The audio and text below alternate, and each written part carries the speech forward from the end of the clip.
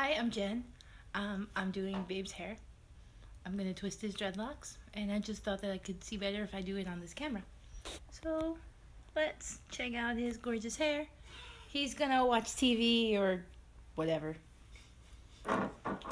He might play video games, he might watch TV.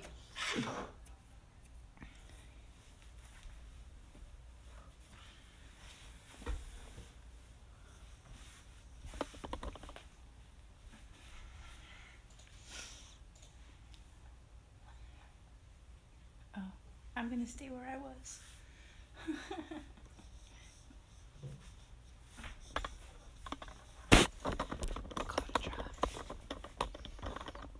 Alright, I'm trying to get as close as possible. Yes, please.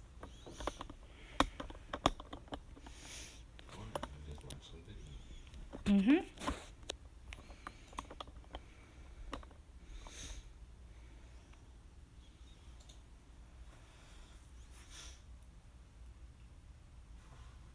Hey, maybe for your mother's birthday you could make her a card or something. Oh yeah, maybe I could. Maybe I could bake a cake too.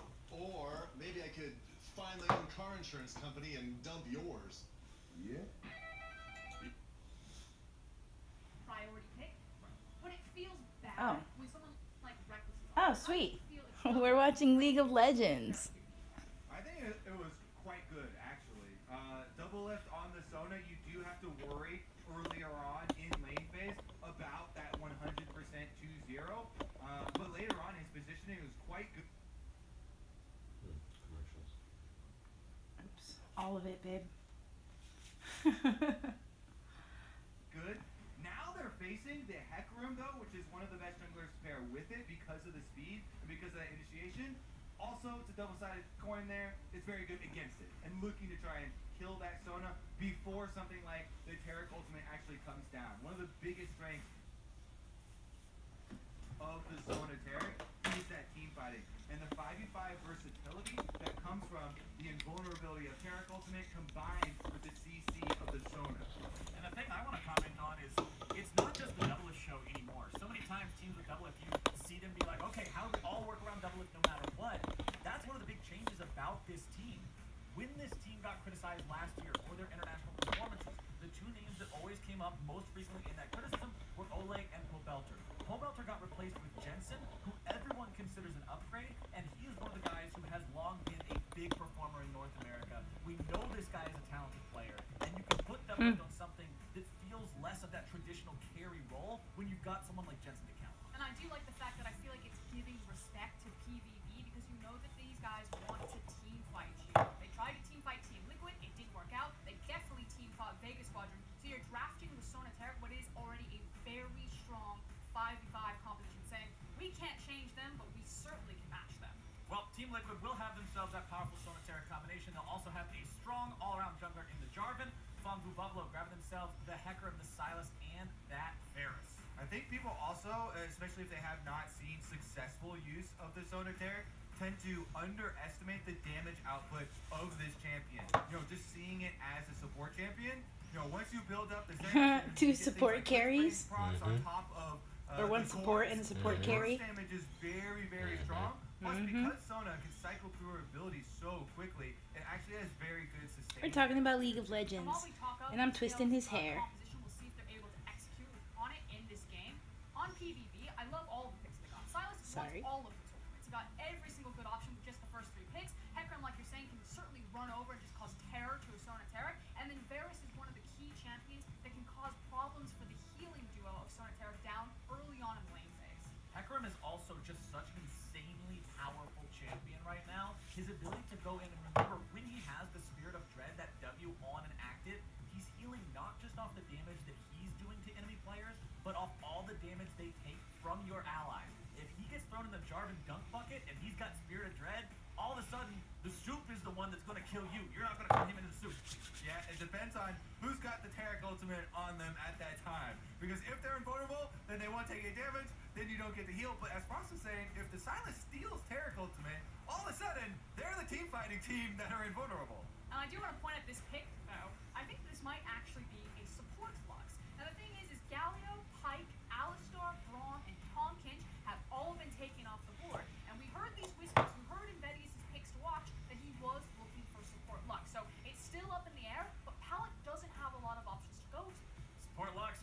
whispers of it in pro play, whispers of it in picks to watch. Awfully, I hope you're watching from out there somewhere. We'll see if this one pops off in the bottom lane. Yeah, there are two schools of thought in trying to counter the Sona tear. One, which I like the most and has been the most successful, I think, in what D2 showed with the Morgana pipe, Yeah, grip it is too hard. to hold the lane and My then bad. have a I had to really break it in tactical order trade to plays take the lid elsewhere. off. Also trying to avoid having the Sona make money off of harassing you in lane by being non-interactive.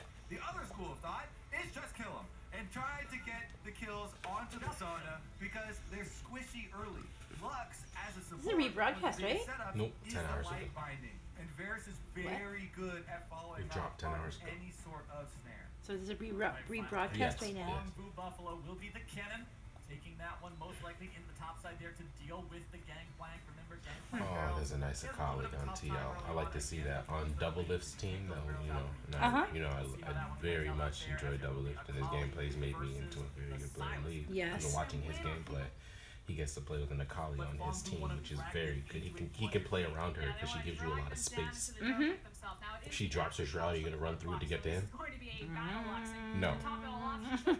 You're gonna stop and be like, should I try to kill that ADC, or do I want to run through this danger And I think zone that in Palette the has shroud? been such an exceptional player for Let's see what you PvP. got here. In plans, PvP. it was mostly this Galio pick, and I was a little bit worried that, with too much time spent just on the Galio, that he would become limited.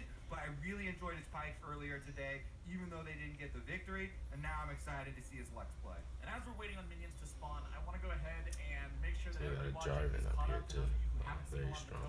the Sona This tri-bush play, shape, babe, early you're on, never hiding Sona's it. just gonna be poking People like to Terran's gonna be cheese the you. one Oh, Look, yeah. these two guys will go sit in here, and as you and your buddy run through here, support. they'll I wait till you're the moment your foot is stepping into the bush to start attacking you. So you take the most damage. Even if you flash out, if Why they're why do you take the most damage? Because your look, foot's in the look, bush. if the two of them were to wait in this bush, look, Yeah. and there was no ward there. You see? You look how much damage you took just from one of those. Now, if you took it the moment you got there, you take a lot of damage. Why do you take more? Because your foot touched the bush. Because even if you flash out, he could follow flash and stay on top of you the same distance he was, which if you stepped on the bush is right on top of him. So if he's ranged at all, which ADC usually is, Yep. it's going to take like at least 5-6 steps for you to get out of his range, and you're dead by then. He'll shoot you 3 times, you're dead. Too much damage. I also want to go over what Team Liquid are doing here by splitting the map, with Xmithy trying to create a line basically across Summoner's Rift and separate the top jungle from the bottom jungle. You can see him going through this invade. You are going to get a big separation, and that is going to allow them to keep the Sona Taric unhindered. They won't have a Hecarim charging through to help out with that burst damage. Xmithy steals away the blue actually, and then leaves the jungle, so maybe they're gonna have to do a little bit of extra work with some wards. Now this is a great start from Xmithy. He frankly was a bit invisible the first time these teams faced, so a much better look this time around. And not only does it protect Sona Taric, but it also makes it that much more dangerous for Big Koro and Palette to be so far forward when their jungler is not going to gain anything if they're pressured in the lane. All right, here we go. He's found that the blue has been stolen. However, not completely cleared for this blue side, so it's not going to in fact be the split top and bottom jungling here, and it is just going to be the blue buff denied from Hecarim, which, to be fair, is extremely important in the Hecarim's farming. Yeah, because that's the thing. He is such an item-dependent champion, and he requires so much gold for him to be really effective in a lot of these trades. I like that girl announcer. Yeah, a little bit of trading going on back and forth, but Zuhal's going in the You think she knows her shit? enemy jungle. Yeah, she does, but I think she's reading from the card. I don't know if she actually plays and knows what she's talking He's on about. the top. Yeah, exactly. Like, Even there's though a he difference left the between Gromp behind being an in expert the on the single game, small playing wolf, 9 he years, then 8 returned years, to his and being side able to to pick up take a away the champion and possible play them to answers here. almost, So, you Hecarim, know, I silver, don't know. gold She, the level. way she says shit, I sounds know. like she knows, like, from playing it, you know? She'll jump right in and counter what these guys are saying, just not, like, from a card. Charge for a small dog. So far behind, so early on in this game. 27-17 at 4 minutes is huge. we talked about the improvements here from Xmithy, from plans until group stage here today. Absolutely controlling it early on. Now he's got the level lead. Jensen is the only target here for Hecarim to try and go, since the Taric Sona is under tower. It's not even that good of a target. They look at the flash out of Jensen, but Zuhal's in a really difficult spot right now of having to try to make something happen just because there's nothing to farm. Jensen going into the smoke. Smithy shows up here in the mid lane to Not make sure bad. that Jensen's very good. I watched this stream quite a bit. I didn't know it was Jensen with double it. I haven't watched and paid attention to I the mean, this teams is in a while. please, sir. Sorry, He babe. does It's anything okay, on this Paul. map right now. He does manage to finally get his Raptor camp, but that was such a I just had to pull the two dreads apart. It was a little snapping sensation as the knot gets pulled. And does manage to get a flash. On the camera. Bottom Oh side, my you see Pallet and Big Koro taking control of No, this babe. lane as Come you on. expect. I should grab It's it. visual ASMR. We're just chilling. I know. Besides, I don't even know if the microphone's on. Their opponents. Zuhal makes his return to the mid lane here. Oh, Jensen, oh, no oh, flash, but does have a Over the shuriken. wall. Says we're doing like a Yeah, real life last time thing, around yeah? the game came right after he had used his ability, so he didn't have any answers and had to use his flash. This time around, still has the shuriken. So, Control Ward's gonna twist see him, but there's nothing that Nom can do. and That was the twist. classic no flash but a collie type of gank there. Yeah. Now there is finally an opportunity. It feels like that we can start to turn our attention bot lane possibly, because again, this Varus and this Lux are so far forward all the time. I expected Smithy to actually path towards his Krugs, but it looks like he actually wants to even things up with Null here. See if maybe he gets involved there in that mid lane. Bottom side, you can see poor JJ just hanging out here, soaking experience. Doesn't want to walk up and try to risk any farm that could get him into a bad spot, waiting for Double Lift to come back down. I think Smithy will farm up his Raptor camp. And all level 5. Good back and forth here with Jensen. Does manage to grab himself the level 6 and steal the Akali ultimate. We'll see how he uses that here in the upcoming trades. Yeah, This little needs a bit of the GoPro. extra experience has been so I great. have a Smithy, Gen's so eye Jensen, view. a little bit further behind. Big success. Gonna watch in this on the top TV? side, though, Can for scooch Team back? Liquid. Impact winning Yeah. in CS in the Gangplank versus Kennen. Plus being able to get extra gold. Oh man, just missed those two as we turn the pressure of the camera onto him.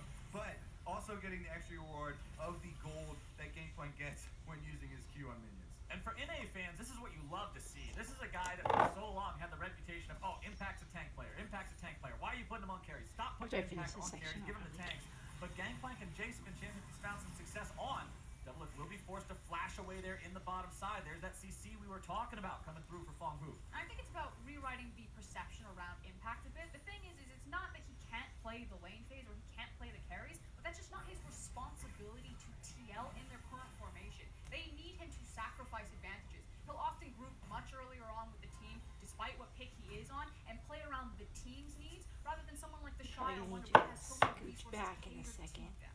I'm gonna do I think these it's three just and a then I'll need difference you to of scooch back. He's much better at playing weak side, whatever type of champion he's on, like you're talking about, rather than playing strong side. Because when you look for strong side players, If you do this know, at the night, Shy you is have to the watch out. prototypical People are gonna fall strong side asleep. player, right? You want to press every advantage, try and harass at every moment, and really balloon those CS leads. I love that language. I think Impact is a great weak side player, but It's your mirror Poor JJ neurons. keeps Feel himself like alive someone's with the heal. picking The your Ignite's hair gonna in keep on pieces picking, and but the twisting it all potion up. Plus the heal keeps him alive, but it will not do the same for Double Lift.